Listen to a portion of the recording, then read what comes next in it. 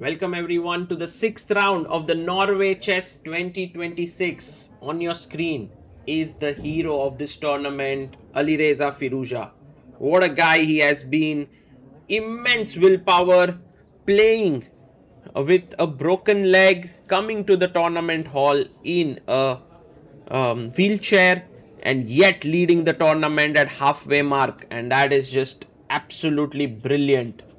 And today he takes on Magnus Carlsen. He did beat Magnus in the first game uh, of this tournament, and there you see Magnus entering in. It's a Sunday in Oslo, and Magnus makes sure always to do something for the kids.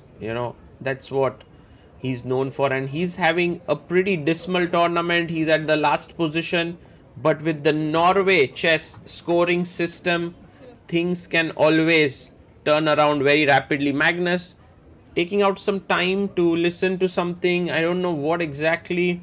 Is he going over his preparation? Is he actually listening to something?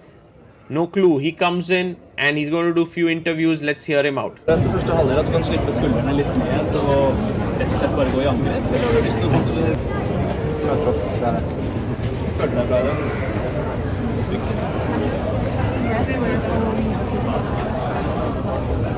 No, unfortunately. But And final question, and how much in fighting mood are you for today from 1 to 10? 1.5 minutes. Magnus looking confident like always, gives up his phone and gets himself checked. The anti-cheating measures are always strong at these major events. A handshake there with Alireza Firouzja. And the guest of honor for today is the ECU president, Zura Bazmai Parashvili, also a strong grandmaster, former 2700 player. He plays the move pawn to c4. Will this be Magnus's move today? Is the question. Sometimes he does not take back the move made by the guest if it is his move, but today he calmly takes it back because I believe he wants to play something else. A handshake and off we go. I'm very excited for this game. Let's go. Pawn to e4 by Magnus Carlsen presses the clock. And Alireza Firouzja, will he go for the Sicilian, a fighting game? No, he keeps it solid. e5 played, and generally knight to f3 is what we see at the top levels, and exactly what Magnus does, brings his knight out. And Firouzja goes knight to c6. Magnus, will he go for the Italian? No, he goes for the Ruy Lopez, bishop to b5 played. And Firouzja pushes his pawn to a6, attacking the bishop here. And the bishop comes back to a4. We have knight to f6, attacking the pawn in the center on e4. And the main line is castles. Magnus thinks for a bit and plays knight to c3, a very interesting move. It's lesser played than castles or d3 and these lines. And Firouzja now takes his time, 7 minutes, and plays bishop to e7. Just so that you know, if take here, and if you take the pawn, then knight e4, and queen d4 nets back the piece because it's a double attack. So goes castles, b5, bishop comes back to b3. And you cannot really win this bishop for now because the pawn on e5 would be hanging. So no knight a5 is possible. Black castles here. And Magnus can play the move d3. This is in the spirit of the position. There's also a4, I believe, which is a playable move. He goes pawn to d3. And this is how kind of a beginner would play chess. Bring your knights on the squares, put your pawn in the center, bishop out, the other bishop comes here. But this is quite a popular way to play the position. And now a3 is a cool move, making square. You remember this pawn is now defended. So knight a5 winning this bishop was a threat. So I make a square for my bishop, knight to a5, attacking this bishop here. and bishop a2, dropping it back, seems very logical. White's move now is pawn to b4 here, which is very typical. You play pawn to b4, and this is two approaches. Either you take on e6 and play b4, or you play b4 directly. Takes on e6.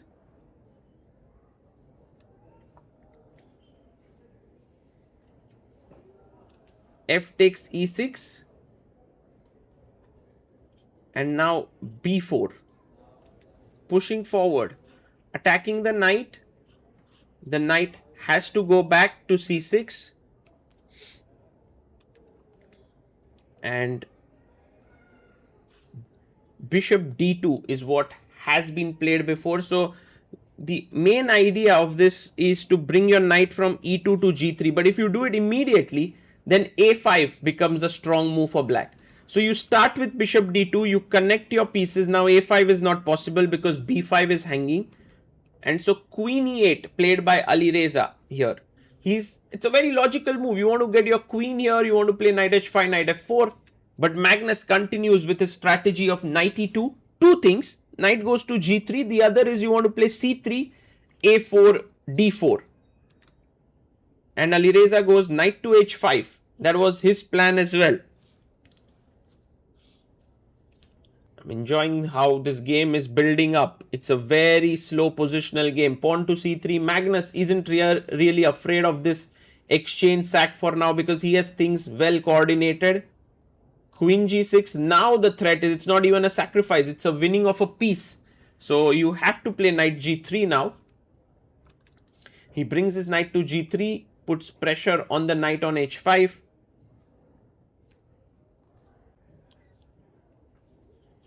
And knight f4 played. Bringing the knight in, keeping pressure on the g2 point. And also d3. So he plays pawn to a4. Wow. So if you take here on d3, then ab5, ab5 and queen e2. These are the subtle little moves which Magnus does so well, and b5 pawn would be hanging. It's a very good point. Now queen f7. Alireza understands that taking this pawn is off limits. And now Magnus pushes his pawn to d4 and he's already gotten an opening edge. Wow. Is there something that Magnus does where he understands chess better than the others? Because the opening looked so simple. He played it so beautifully. AB. Okay. And Alireza takes back AB.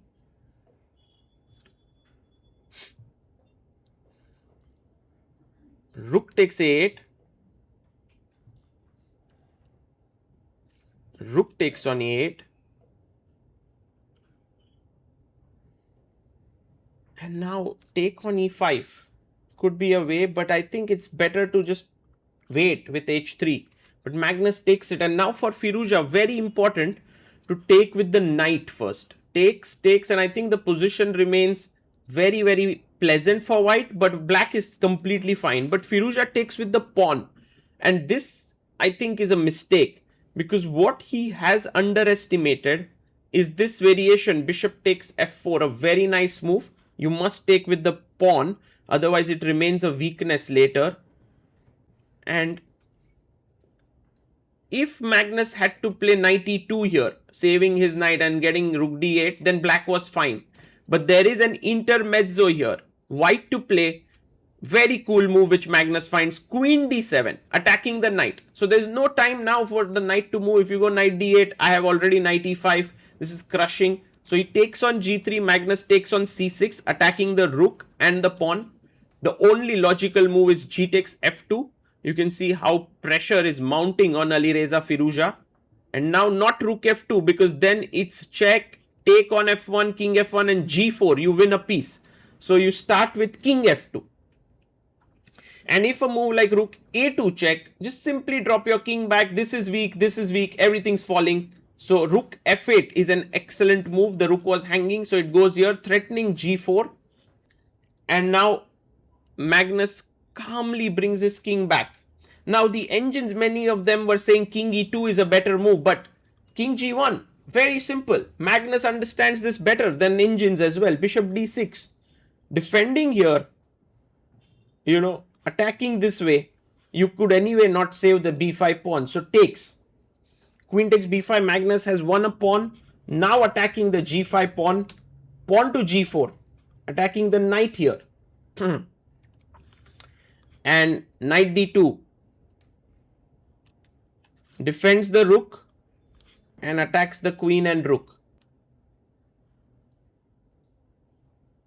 Ooh, bishop f4, a key error. This is not a good move. The best move was queen g7, take here, king takes, and play this position. I think white is better, but black has chances. The queen is active, the bishop is active. The engine assesses this as equal, but bishop f4, a huge mistake, because g3, and now Magnus gets what he desires. Check, king comes up to g2. There's no time to pick up the knight. The queen is hanging, king g2. And so, if you look at the position carefully here, by the way, he goes queen g7. I think queen f1 does not work because of knight f1, rook check, and just simply king h1. Give this is not hanging because the queen defends it. So queen g7, Magnus goes queen d3, attacking the bishop drops back, pawn up position. And now just have a look at this, because Magnus is an absolute genius when it comes to converting such position. Queen takes f8. He first notices that this is a weakness, so he attacks it very calmly. Queen takes queen to e2, h5 defends it, Firouzja. And now, by the way, Magnus has 36 minutes. Today he's back to his old self. He's playing quick, he's taking good decisions. h3 is another brilliant move, because either g4 would be weak, or if you take, then h5 would be weak. Takes on g4. And queen c3 would be met with g takes h5, so hg4. And now your c pawn is hanging. So a very good move is pawn to c4, threatening to trap the bishop with c5. It's a very sad position for Alireza. c6 he plays. And now this is a weakness. So queen is attacking. Knight f1, what a beautiful move. Because you want to get the knight to h2. King f8. And knight h2 attacks here. Alireza down to 1 minute 52 seconds. And queen c3, look at the way he's playing. He knows that his position doesn't have that capability now. b4, c4, both are under attack. And another great move, knight takes g4. He gives up the b4 pawn. But now the queen and knight will combine to launch an attack on the king. Don't play queen f2. Queen f3 check, maybe. He goes knight e5. He defends here, attacks, and queen c5 does not work. Knight d7, you simply lose the queen. So queen d6.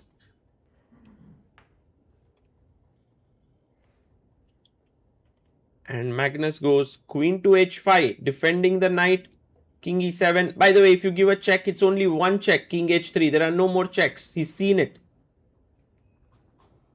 Queen h7. King e8. Because if king d8, there was knight f7 check. So queen g8, king e7, queen to g7, king e8, king h3. It's a nice move.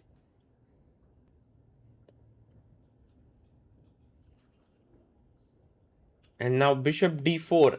He plays this, but this is a blunder, because knight takes c6 is a very nice trick that comes in, because you can start with a check here, force him to come to e7, and knight c6 check.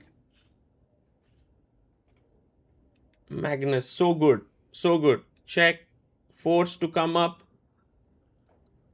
and take on c6 with a check. You can see that Magnus Carlsen has come down to 6 minutes. You remember he had 36 minutes, which shows that he took his time in this endgame. He just basically now is 2 pawns up. There's nothing much left to be played here. Alireza still just playing out of inertia. You know, maybe there could be some chances. Pawn to c5. Magnus down to 5 minutes on the clock, so now he no longer needs to write moves. King comes up to h4. You know, Magnus has converted many equal queen endgames, so this is like bread and butter for him. Queen e5, queen c4, and now a check. King goes to f7. He plays king h5. Nice move, because if queen takes e4, there is queen f4 check, trading queens. So queen c3.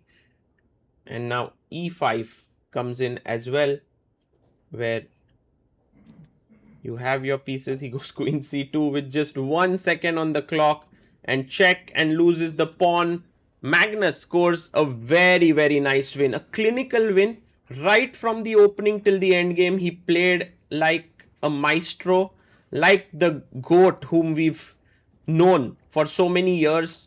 And, you know, Magnus playing poor chess in some of the games, but showing this, his old self back again. I don't know what's going to come in the next round. This is the interesting part. Will this Magnus come to the board or the other one? And if this Magnus comes to the board, he can still win the tournament. Quite possible. But if the other one comes, then maybe it's not so easy. Let's follow Magnus out in the playing hall, out of the playing hall, where he did his interviews and met with the fans. I hope you enjoyed the game.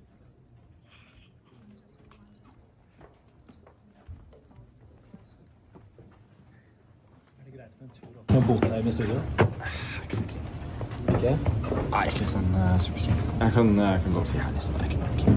Changed during the game? No, I mean, he kind of surprised me a little bit in the opening, and I thought, you know, I'll just play something, and I think the plan he went for was not very good. And I thought I got a fairly pleasant position, so, and most of all, it was relatively easy to play, so I didn't have any reason to hemorrhage time on the clock as I have in other games. And then yeah, went for this long forced sequence, which I thought was really good for me. And then I realized like he might have some chances there, but it wasn't easy. And the way he played kind of left him with very, very, very few chances. You dominated on the position as well as on the clock, like not in comparison to the other games. What changed? No, I mean, I did spend a lot of time towards the end. I just like wanted to make sure I didn't miss anything, but it was more about it was a fairly simple position to play and was pleasant. So you don't always get these positions, and when I do, I can play fairly fast for sure. And final question, now you're 2.5 points behind Firouzja. What is your motivation right now? I don't know. I think the way the tournament has gone, there's no reason for me to think about be too ambitious. But yeah, it's less bad than yesterday, and it's nice to get a win. It's still great to see striking back, and best of luck for the next games. Thank you.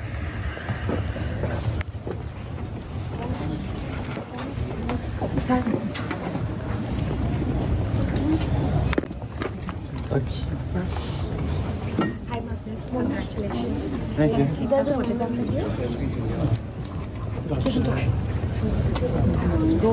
Can I take a photograph with you, Magnus? Can I have a photo with you? Magnus, Congratulations. Thank you. Magnus Carlsen, can I have a photo with you?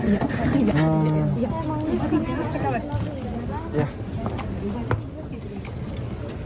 Can I have a photo with you? Yeah, sure.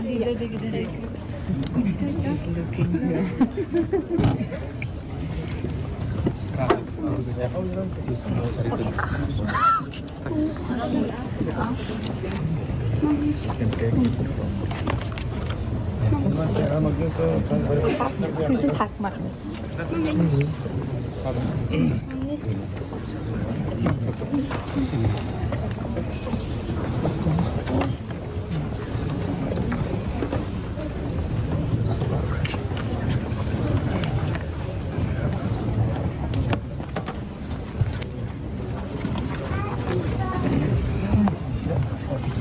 Thank you.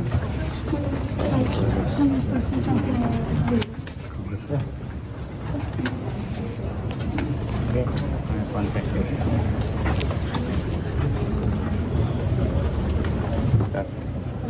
Dronning D7 var veldig bra. Jo, tack.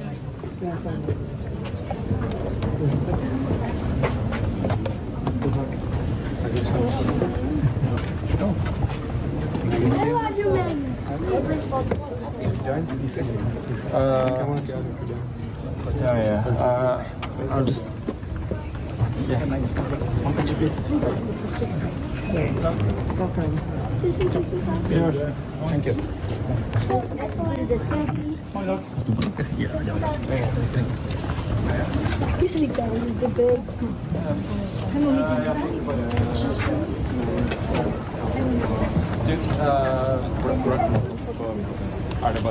Time.